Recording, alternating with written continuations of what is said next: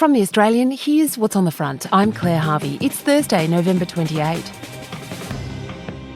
Chris Bowen says more renewables means a more secure energy supply. In his annual update to Parliament, the Climate Change Minister will also say unreliable coal-fired power stations are to blame for energy shortages and blackouts. The Reserve Bank is unlikely to budge on interest rates, even though inflation is hovering at its lowest level in more than 3 years.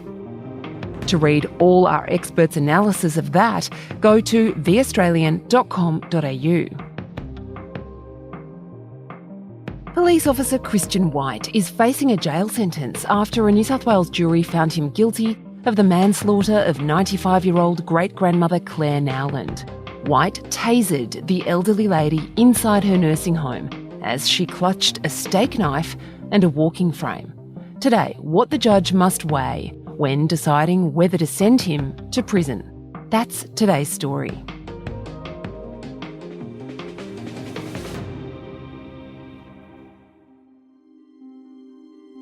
Guilty. So says your foreman, so say you all. This was the moment police officer Christian White was found guilty of the manslaughter of 95-year-old nursing home resident Claire Nowland in the New South Wales Supreme Court in Sydney.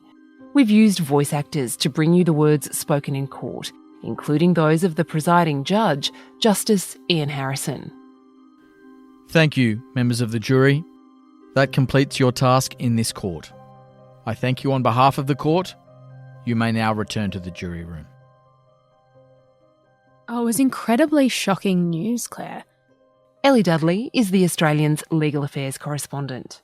And I think that was one of the most striking things when we saw that footage, when we heard the story, is the idea that someone couldn't disarm her or a working police officer couldn't deal with this situation in any other way than by tasering her. Something just didn't quite stack up.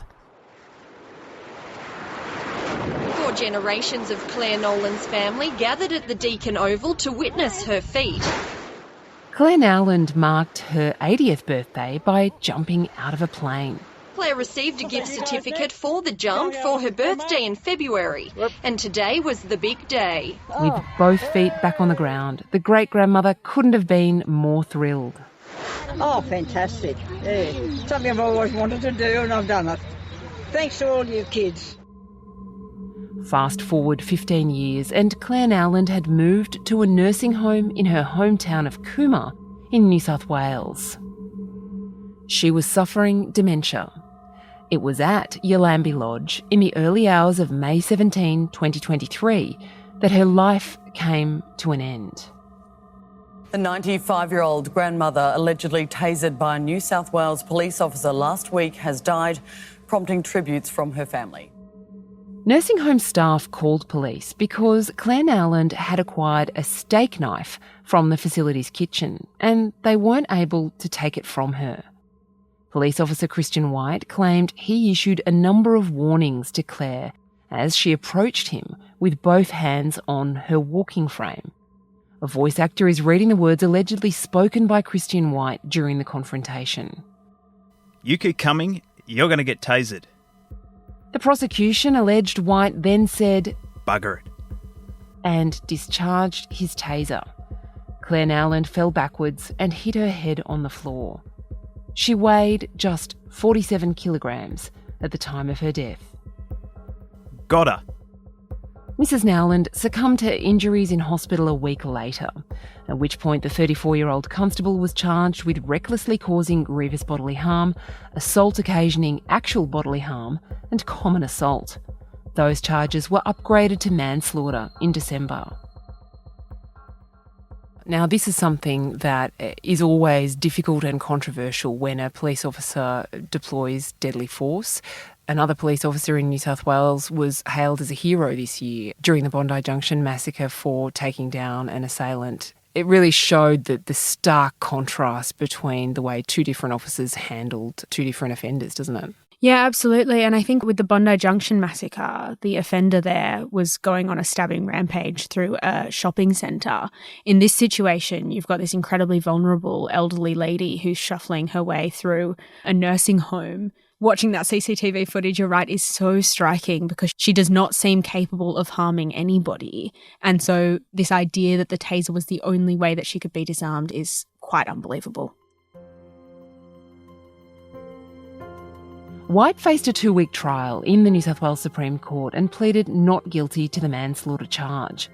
Crown Prosecutor Brett Hatfield SC argued White breached his duty of care to Claire Nowland and caused her death either due to dangerous behaviour or negligence.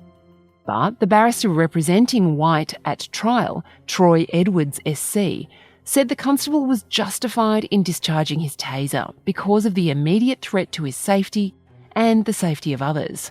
White gave evidence in his own defence, saying he believed the situation would only be resolved through the use of force. We've used a voice actor to bring you his words. I understood it was going to cause her some sort of injury and pain, but I felt that the risk had elevated to the point where it needed a resolution. It's not our job to shy away from those types of incidents. I never intended for her to be injured by it at all. Many of Mrs. Nowland's 8 children, 24 grandchildren and 30 great-grandchildren sat in the public gallery for the duration of the proceedings.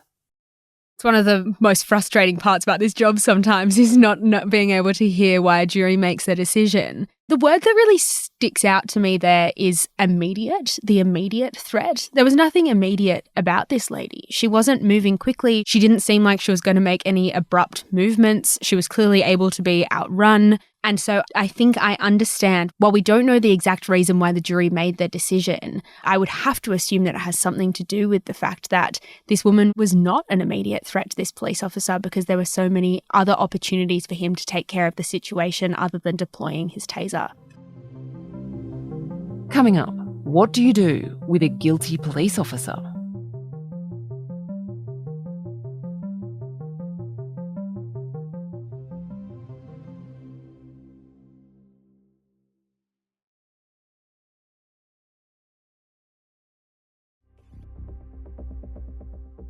So that there's no secret about it, I will not commit a policeman to custody until I understand the conditions under which he will be held, if he is to be held.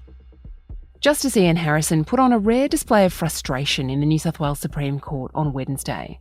His words were read by a voice actor. The distinguished judge's name will be familiar to listeners of The Front and the Australians podcast series The Teacher's Pet.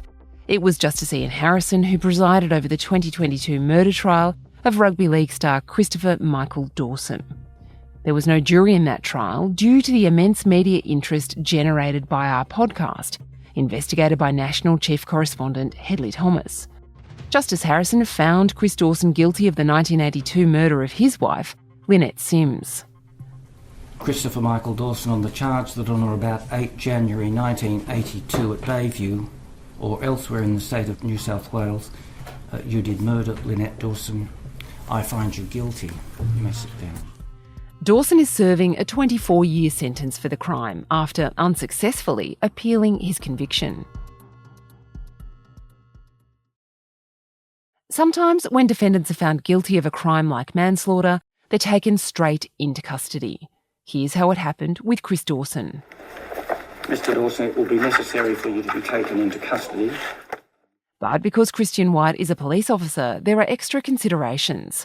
That's a fact Justice Harrison acknowledged after the jury's verdict was handed down. I'm not going to be too specific about it, but this is not a usual situation. White's barrister, Troy Edwards SC, made an application regarding if and how White might be detained to protect his personal safety until he's formally sentenced. Here's Ellie Dudley. Putting a police officer in jail would be putting them in a terrible situation, more terrible than any other regular civilian, because police officers are obviously so hated by criminals. I was having a chat with a criminal barrister earlier today, and he was saying, while we know that the maximum sentence that Christian White could serve is 20 years, he was expecting it to be much lower than that, somewhere around the 5-year mark, if not lower.